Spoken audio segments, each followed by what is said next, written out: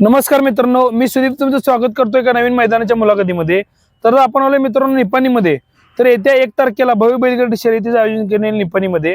तर त्या संदर्भात आता ही मुलाखत असणार आहे. त्यामध्ये आता तुम्हाला सगळी माहिती मिळणार आहे, ज्यामध्ये पट्टा कसा असणार आहे, तसंच गट कोणते कोणते आहेत, त्याचप्रमाणे मैदानाची नियम अटी काय आहेत, मैदानात संपूर्ण प्रारूप सगळ्या व्हिडिओच्या माध्यमातून बघणार आहे. तर आपल्यासोबतच सगळी पंच कमिटी आहे. तर पंच कमिटीचे मुख्य कार्यकारी अधिकारी आहेत आपल्यासोबत.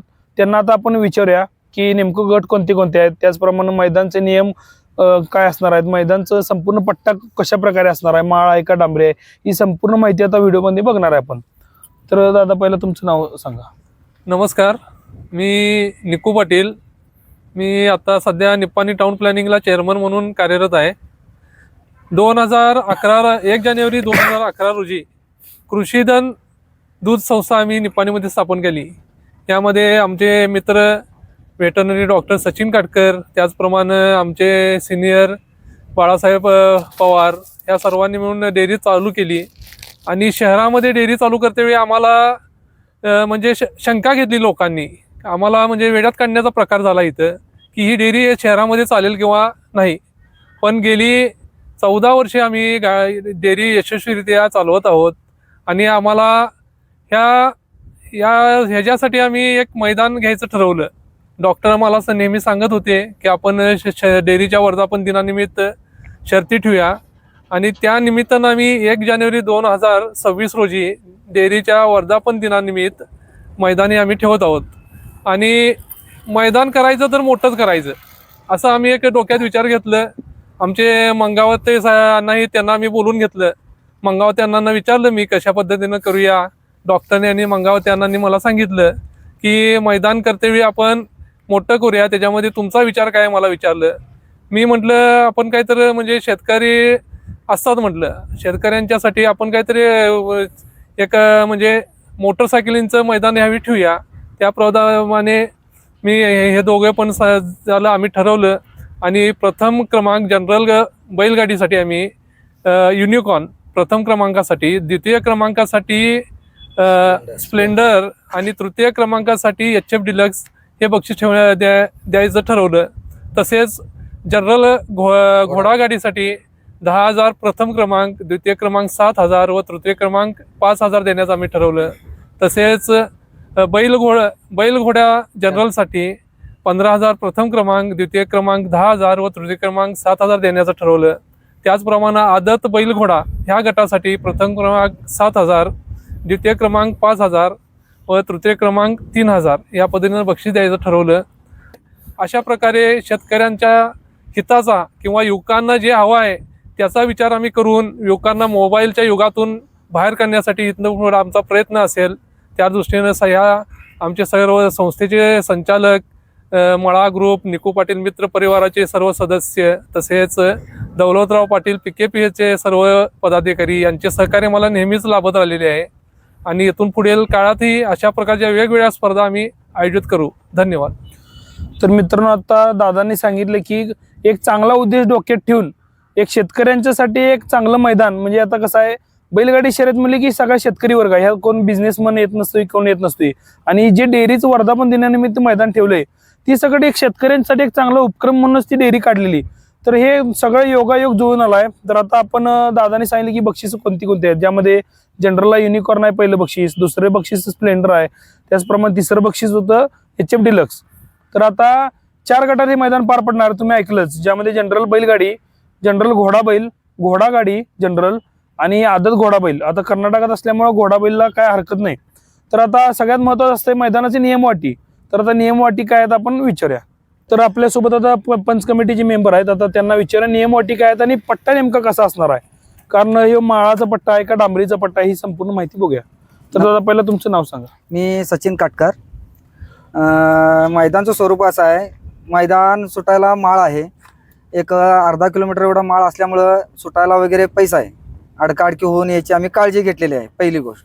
तिथून पुढे डांबरावर जरी गाड्या गेल्या तरी डांबर सुद्धा कमी जास्ती 3 ते 4 गाड्या पळतील एवढं डांबर आहे. परत फिरायला गाड्या गेल्यानंतर पूर्ण माळ आहे, असं काय जाग्यालाच फिरायला पाहिजे असं का नाही आहे.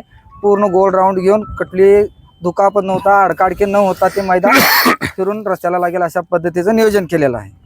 दुसरी गोष्ट, जिथे जिथं शॉर्टकट आहे तिथे तिथं आम्ही ट्रॉली वगैरे सगळं लावणार आहे. त्या ट्रॉलीला फेरा मारून आला तरच त्या नंबर त्याला ग्राही धरला जाईल. बरोबर. तिसरी गोष्ट, मैदान हे विना लाठी काठी बॅटरी एकदम स्ट्रिक्ट आणि करेक्ट होणार आहे. ज्यानं जरा जरी डोकीत असेल की बाबा मी गेल्यानंतर एखादी बॅटरी मी झाकून ठेवीन आणि परत ती बॅटरी मला वेळ मिळाल्यानंतर मी लावीन बैलाने आणि बैल पळवीन, असं मनात तुम्ही आणू नये. कारण ड्रोन कॅमेरा असणार आहे तुमच्या नजरेखाली. दुसरी गोष्ट, सुदीप आहेत आता आमच्या संघ. ह्या दोन्ही गोष्टीमध्ये जरा जरी आम्हाला वाटलं बाबा आता ह्या गाडीवर चालकानं बैलाला करंट लावलेला आहे, असं काही जरी आम्हाला दिसलं तर त्या सदर मालकानं तो सबूत आम्हाला दिसला की बक्षीस घ्यायला स्टेजवर यायचं नाही. बरोबर. नियम म्हणजे नियम, पहिली गोष्ट. दुसरी गोष्ट, मैदान चालू असताना कोण मोटरसायकल लावलं, ढकली लावलं, त्याची भांडणं आमच्याकडे आम्ही घेणार नाही. कारण आमच्या कमिटीमध्ये कमी जास्ती आम्ही 100 पोरं तयार केलेले आहेत. प्रत्येक तुम्हाला 100 फुटाला 5-5 मुलं दिसणार आहेत आमचे टी शर्ट घातलेले. त्या एका जरी मुलग्यानं आम्हाला सांगितलं बाबा अमुक गाडीला ढकलेला नाही, हा व्हिडिओ बघा किंवा हा कॅमेरा बघा किंवा फोटो बघा, असं तुमचं आम्हाला प्रूफ गावला, तुम्ही आम्हाला विचारायला यायचं नाही आहे. त्यामुळे मैदान हे एकदम करेक्ट आणि नियमानच होणार आहे. तसा पोलीस बंदोबस्त आहे. एवढं मैदानला आमच्या तुम्ही न गालबोट लावता तुम्ही येऊन मैदान घेऊन आनंद करून जाओ, एवढंच आमची इच्छा आहे. बरोबर आहे मित्रांनो. कसं आहे, कमिटीनं स्वतःच काय तर पैसे लावून काय तर एक डोक्यात चांगला उद्देश ठेवून ही मैदानं काढलेली असतात. होय होय. त्यामुळं तुम्ही एक डोक्यात घेऊन ठेवून येत की बाबा झाली बॅटरी तर करू, कुठेतरी चोरून करू किंवा काय करू, ते तुम्ही डोक्यात असं जाणू नका. बरोबर. कारण अजिबात तसं असलं तर तुम्ही गाड्या नोंदवू नका. नाही कारण नाही, काय- आम्ही सांगितलंच. होय. आता गाड्या ज्या ज्या नोंद करायला लागलेत, हम्म, ठराविक गाड्या नोंद झालेल्या आहेत, त्यांना आम्ही या सगळ्या नियम अटी सांगूनच गाडी नोंद केलेल्या आहेत. बरोबर. परत त्यांची तक्रार कुठलीही आम्ही घेणार नाही. तिसरी गोष्ट महत्त्वाची म्हणजे एकदाच होणार. हम्म, परत परत गाड्या तिथून चेक करून, आता समजा एक जनरल गटाला 10 गाड्या नोंद झाल्यात, तिथं पाठीमागे 10वी गाडी इथं रेषेजवळ आली यायच्या अगोदर तुम्ही जर निघून इथून गेला तर आम्ही बक्षीस देणार नाही. पूर्ण गाड्या चेक करून इथं रेषेवर येणार, तिथून पुढे तुम्ही जावा, आमची काही अडचण नाही आहे. पण 4 गाड्या चेक करायच्या असतील आणि तुम्ही पुढे गेला तर आम्ही त्याला जबाबदार राहणार नाही. तुम्ही फुकट होणार पळून जाऊन. बरोबर. मग डबल सोडायची तयारी सोडायची ठेवायची. आमची तयारी नाही. ज्या राहिलेल्या गाड्या आहेत त्याच हा, आम्ही सोडणार. त्या सोडणार. बरोबर. त्यांच्यासाठी आम्हाला ते मैदान करावंच लागणार आहे, कारण होय, ते नियमात साहजिकच. बसणार आहेत. होय होय. बरोबर आहे. मग त्यात तुमची पळवायची असली तर पळवा तयारी. हा, डबल पळवायची असली तर ठेवा. निम्म्यातनं जाऊन गाड्या परतून आणा आणि पळवा, आम्ही असं करणार नाही. बरोबर. बरोबर. अजिबात नाही. कारण नियम म्हणजे नियम. तेच की. कारण लक्षात बक्षीस हे क्लिअर मिळणार आहे, त्यामुळे त्यांचं नियम जे आहेत सगळ्याच गटामध्ये आम्हाला त्या लोकांनी सहकार्य केलं पाहिजे. फक्त जनरल मध्ये म्हणत नाही मी, आदत असू दे, आदत मध्ये ज्याची त्याची दात चेक करून आम्ही सोडणार आहे. कुणाचा दात जरी हल्ला असला किंवा पडला असला तर तो बैल चालणार नाही. नाहीतर माझं इथं पचल, माझा बैल पळवू देतील, हे तुम्ही डोक्यात आणू नका. नियम सगळ्यांना सारखा आहे. बरोबर आहे. कसं आहे, नियम वाटी ह्या कडक सांगितल्यातच, होय. त्या तुम्हाला पाळणं बंधनकारकच आहे. उद्या तुम्हाला कुठल्या तरी आमच्या एखाद्या म्हणजे पंच कमिटीला मैदान मारहाण केली, ती का मारहाण केली म्हणून तुम्ही आम्हाला विचारू नका. कारण मोटरसायकल पंचाव्यतिरिक्त आम्ही कुठलीच लावू देणार नाही. होय होय. हा नियम आहे. बघा, सगळ्यात महत्वाचं असते मोटरसायकल. होय, मोटरसायकली रस्त्यावर येणारच नाहीत, अजिबात येणार नाही. तेच की. तर मित्रांनो, कमिटीनं स्पष्ट सांगितलं, ज्यामध्ये गट असतील. आता पट्ट्याचा व्हिडिओ तुम्हाला आपल्या मुलाखतीनंतर बघणारच आहे, ज्यामध्ये सुटायला माळ आहे, परत डांबरी आहे. डांबरीला पण बैल पैस पळू शकतात आणि डांबरी अशी एवढी पण अशी मऊ नाही आहे, मऊ नाही आहे, कडक आहे, जरा काय थोडी घसरत खडबडीत असं आहे, नाही. म्हणजे जेणेकरून बैल पळू शकते, होय, होय. व्यवस्थित पळू शकते.